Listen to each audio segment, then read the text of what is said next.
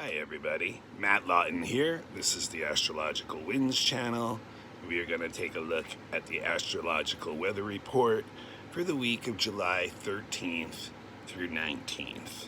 And after 6 or 7 weeks of really intense energy, it's a little bit easing off now, just a little bit, and catch a little break, but went through an intense eclipse season, went through an intense retrograde season in the last 6-7 weeks. So a lot was going on during that time. And if you remember back in my June forecast for the month and the last week of June, the weekly forecast, I mentioned that Mars went into Aries. And I touched briefly on some of the stuff with Mars and Aries. And when Mars is in Aries, it's in really strong sign. It's one of the signs that it rules, so it's in really a strong, powerful place. So I want to go back to Mars and Aries and look at the cycle of Mars and Aries for this period, because Mars is going to be in Aries for the next 6 months, actually, not just 2 or 2.5 months like it normally is in a sign. And the reason why is because it's actually going to go retrograde in the fall. So it'll go retrograde near the end of Aries, retrograde back to the middle of Aries, and then have to go back through the end of Aries again. So it's going to end up in Aries for 6 months. And like I said, when Mars is in Aries, it's really strong. It's a very assertive, independent, active energy that's zealous for what it's into, and it leads by example. It is the protector in its positive aspect. It will make sure that that the tribe is going to survive. And so it's admirable energy, and yet it's also a little bit feared by others because of the strength, power that it has. Also very quick to anger, very impatient with others, quick to anger, but also is quick to forgive and forget and move on. So that's a lot of the strength of Mars and Aries, and we have it in Aries for 6 months now. And like I said, because it's going to go retrograde. Now, like Venus, Mars only goes retrograde once every couple years or so. So when it does, it's a little bit more intense for sure.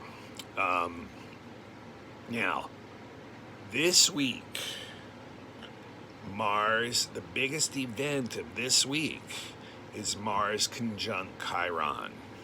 If you remember, Chiron is also in Aries and will be for years. And as I said, when it went into Aries, this to me is having to be self-responsible for our own healing journey. So it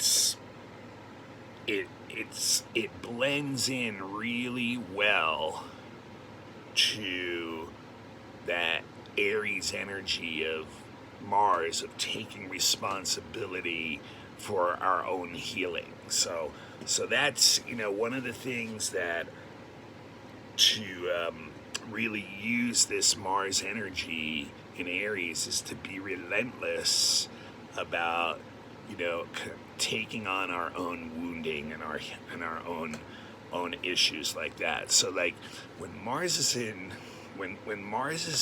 with Chiron, Mars is considered the lesser malefic because the energy of Mars can be troublesome for sure. It can get very self-oriented, aggressive, insensitive, and in Aries it can definitely be like that for sure. And then on a bigger level too, when you think about Mars and Aries, it can feed like the aggressive kind of male yang energy. So when it's going negative, it can really, really get us in a situation where, it's almost like going to war or going to battle with someone. So, when it hits Chiron, it can really get like some deep wounding that can go on. And with Mars and Chiron, if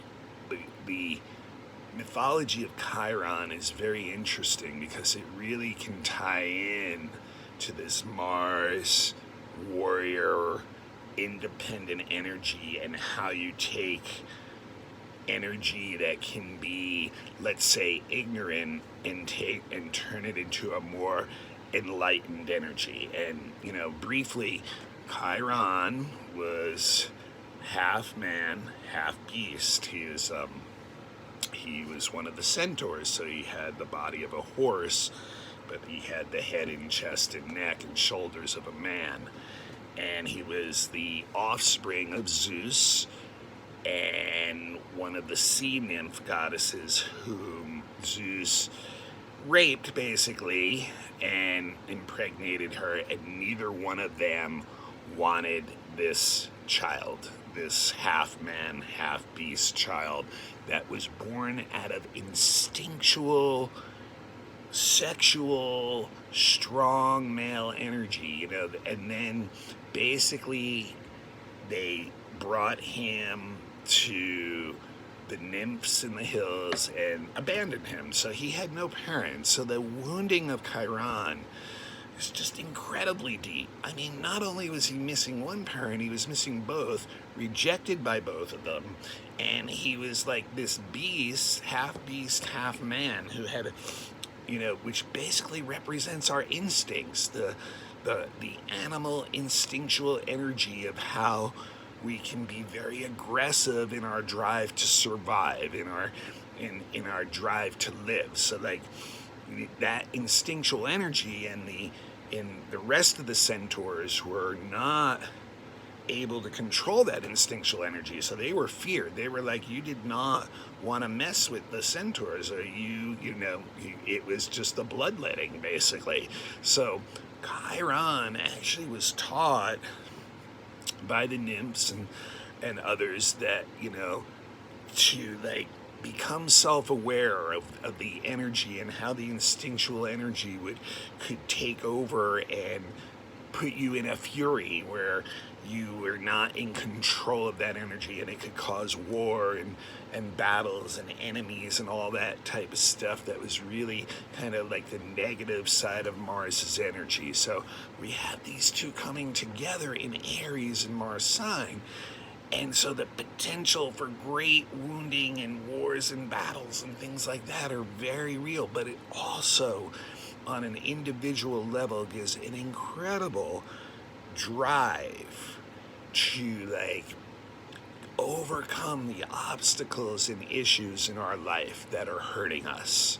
So there's Chiron learned to use his intellect to control the instinctual drive for survival and stop it from going overboard to the point where he was becoming aggressive and antisocial behavior, literally sociopathic or psychopathic type of behavior. So excuse me.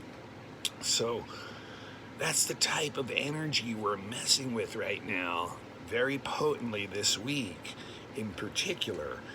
And when Mars is in Aries, on a bigger scale, we're going to see, we're already seeing a lot of this because it's been since June 27th. Hot, dry weather is something that you'll see, fallow harvests from agriculture. Mars is the god of agriculture in his peaceful form, and when he's upset, the harvests don't get taken care of.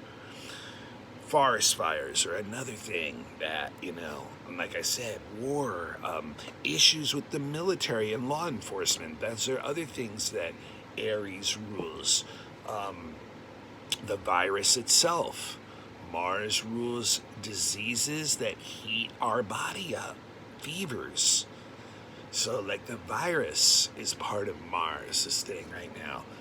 all the issues going on with athletics and sports where people can't, do their sports together anymore, or can't, have that stuff, like that is all Mars and Aries issues too, that are stressed by Chiron hurting it, wounding it, ow, so it's like, these are things that Mars is going to be like stressed from the connection to Chiron with. And so,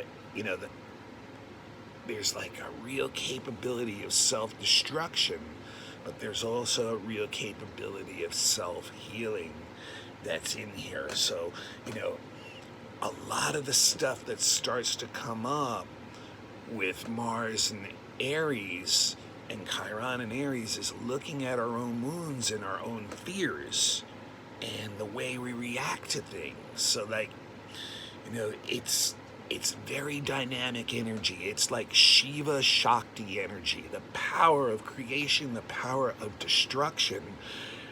Both of them are the same side, are different sides of the same coin. They're very, very powerful energy. They can, very dynamic creativity, but they can be ruthless too. Like ruthless in that negative sense of like, being destructive and finding enemies and projecting those issues onto others, but also ruthless in the positive sense of like really trying to get to the bottom of where our wounding is and taking responsibility for it. I mean, for a woman, it's like that Amazonian woman warrior, that's like where it's at. And for a powerful woman, that can be for, very threatening to the male archetype of Mars. So like, there's a lot of like just really intense energy tapped into this whole Mars Chiron thing, but the potential for the healing is really amazing. It really is. So that's the main energy of this week that we're dealing with. Now quickly, like I said, I want to go through the Mars cycle. So the retrograde of Mars is going to happen on September 9th. And it'll reach about 27 degrees Aries by then. And then from September 9th through November 14th, leading up to the election, through Election Day, the other side of the election in the United States, Mars retrograde. Mars retrograde is like Mercury retrograde on steroids, in my opinion. It's one of the most difficult retrogrades to deal with. To top all that off, you remember last month when Venus was retrograde, Mercury has been retrograde in water signs this year. As I said, Mercury goes retrograde 3 times a year, the same element. This year it's water. So that was a really difficult period last month when both Mercury and Venus were retrograde at the same time. In October, Mercury will go into Scorpio, the other sign ruled by Mars, and go retrograde again while Mars is retrograde. Okay, leading up to the election in the US, in the month when many times the market has crashed completely, in October, June is going to probably look easy when we get to October. And I know that sounds like whoa, but really, when Mars and Mercury are going to be retrograde together in water signs, and Mercury retrograde in one of the signs that Mars actually rules while it's retrograde too, it's just going to be a very difficult time. Like, the things we normally do, which we all experience when Mercury retrograde, kind of get all out of whack. Well, when Mars and Mercury are retrograde, just like when Venus and Mercury were retrograde last month, you got 2/3 of the things we normally do every day just all out of whack. So that's going to be a very, very intense time period, September through mid-November, when the two of them And it just may make the whole election situation in the United States a huge turning point for what's going on in this country. Now, there's a few other things, too, in this cycle of Mars, 6 months in Aries. In August, it's going to square Pluto and Jupiter in Capricorn. So there's going to be an intense energy there in August, and that's a 3-hit transit because Mars is going to be going retrograde. So it's going to end up squaring Jupiter and Pluto 3 times during the retrograde cycle, during the Aries cycle. So first one will be in August. Then in October, while it's retrograde, while Mercury's retrograde, it's going to square Jupiter and Pluto again. It's just going to be the perfect storm in October. That is just going to be some really intense energy to deal with. Then in December, it will square Pluto one last time. Well, Pluto's in Capricorn.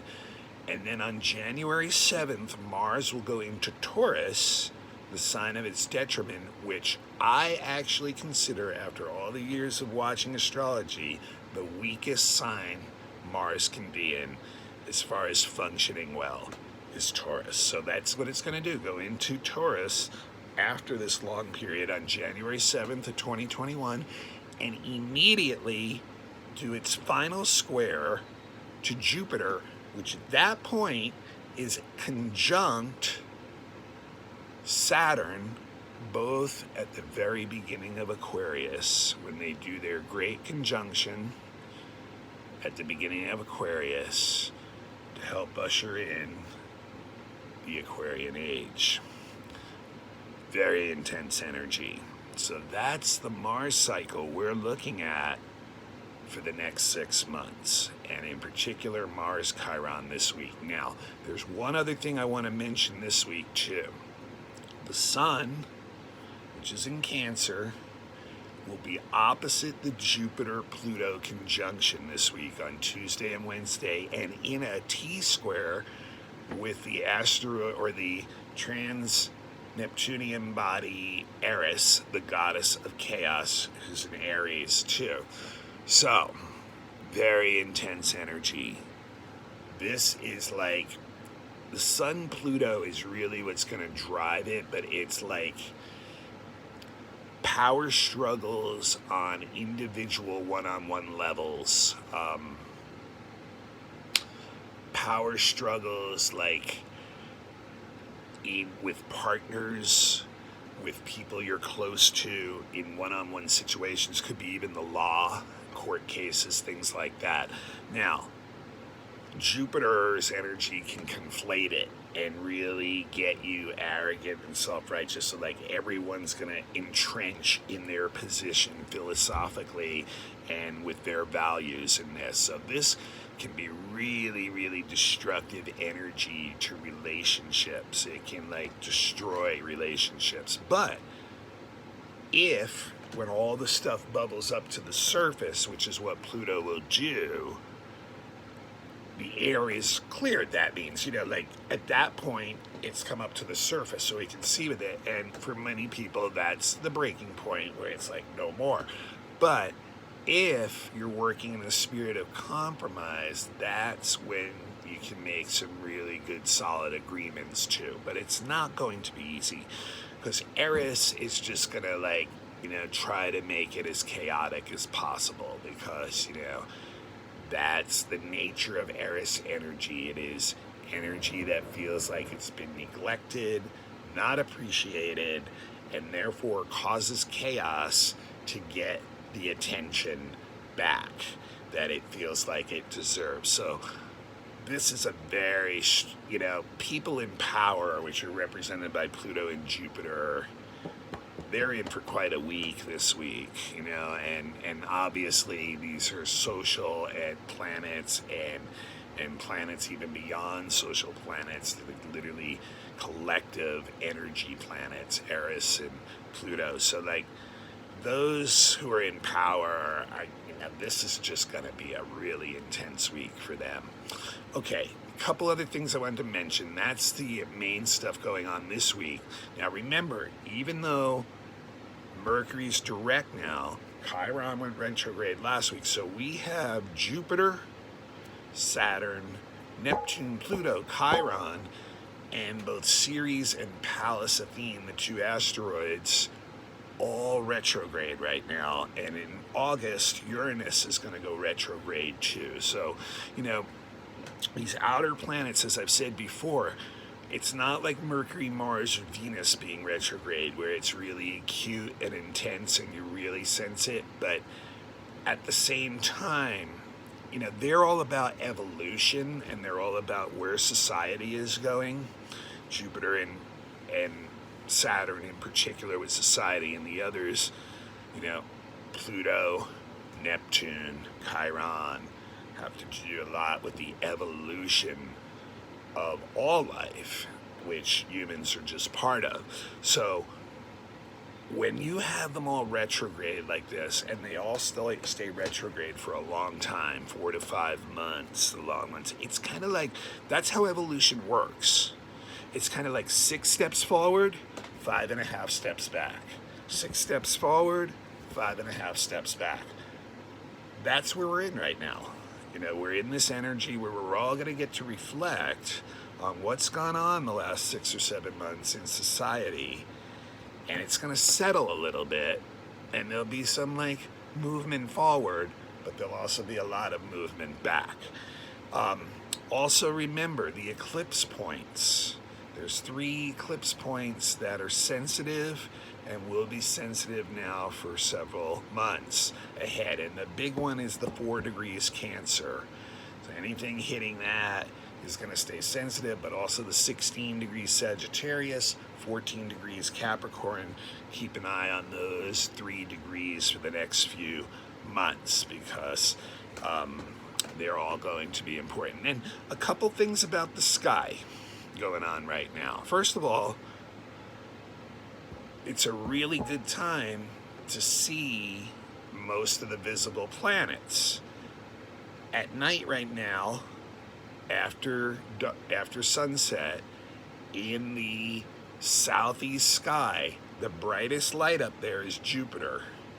And if you go to a 45-degree angle towards what would be about 8 o'clock, on a little hand on a clock, that's where Saturn is, and they're not separated by very much space up there, so it's a really good time to see both of them. And then if you get up in the morning now, before dawn, Venus is rising and is the bright one on the east one, and Mercury is visible in the morning below Venus, very faint.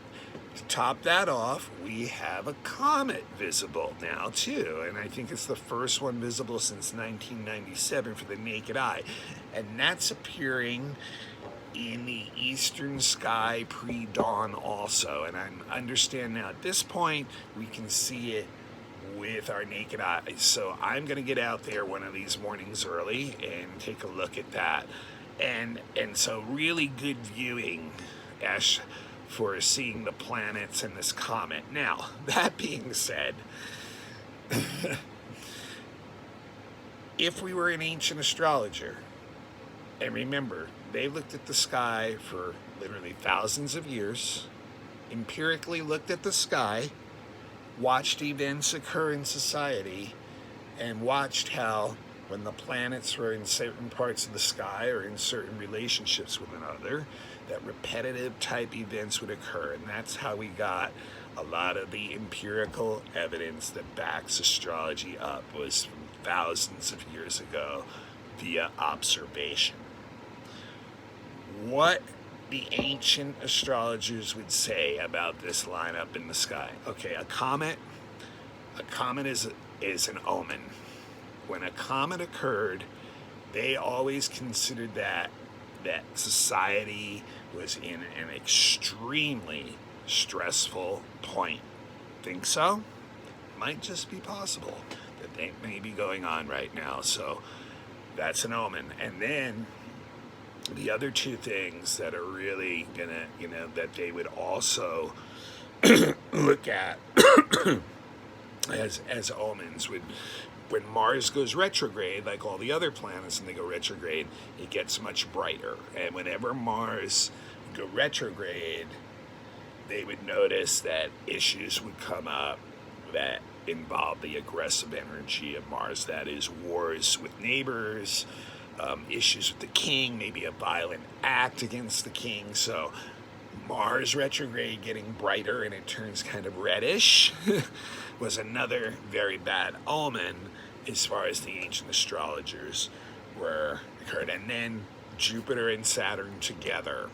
Jupiter and Saturn cycled together was actually the two last planets that the ancient astrologers even knew about. They didn't know about any planet they could not see. And since Saturn was the last planet you could see, whenever they saw every 20 years about that Jupiter and Saturn would come together, they knew it was the beginning of a new age or cycle. So that, could be a stressful thing too. So all three of those things are just like things that the ancients would consider showing us that society has reached some very stressful turning point. And so it's so fitting we've actually been able to concur with that opinion with the ancients, that yes, when Mars is retrograde and brighter and Jupiter and Saturn are together and a comet shows up, society is pretty stressed out, and the leaders in society are pretty stressed out too. And there's one other thing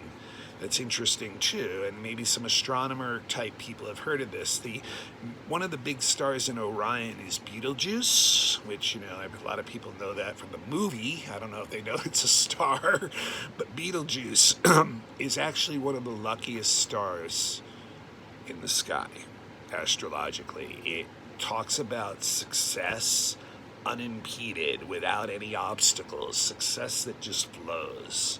So it's literally almost like Jupiter when it's in excellent condition, like nothing can go wrong. So that's Betelgeuse, is the right shoulder of Orion, or the god. So and the god who protects all of us. And so I don't know if you guys have heard, in the last year or so, Betelgeuse is fading in brightness. It's one of the brightest stars, and it's been fading.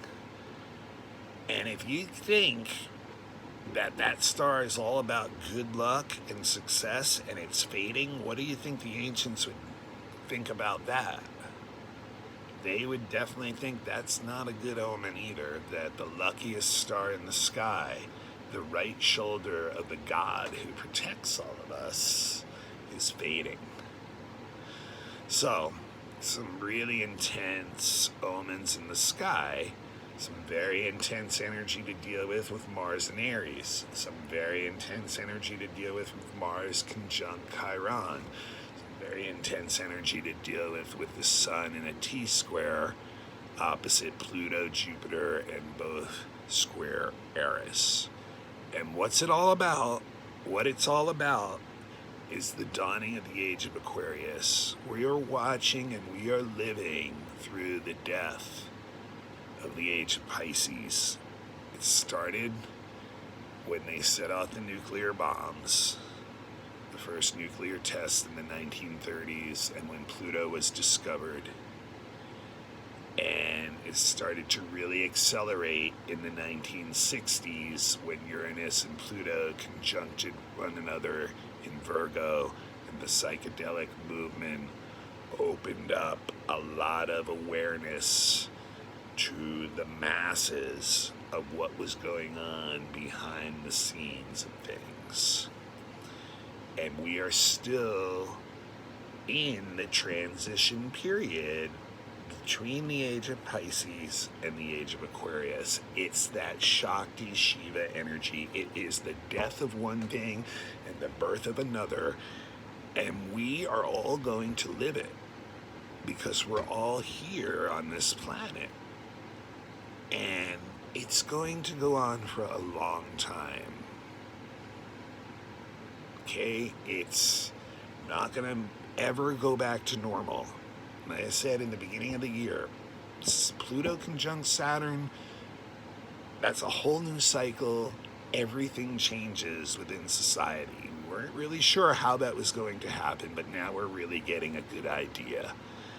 And so, yes, this is all normal to go through. And every generation, practically, this is not like, don't feel singled out. We're all going through this together, and you know what? Your parents did, and their parents did too. World War II, World War I, Civil War, if you want to be in the United States. Society has been thrown into upheaval multiple times, and it does. That's how things change. That's how evolution works. We are incapable right now of free will choices to evolutionize. So these things just happen through the events then. It's just like me telling you as a client, you can work with this energy or you can choose to ignore it. But if you choose to ignore it, the energy is still going to be there and it's going to hit you in some way. But if you work with it, maybe it's not going to hit as hard.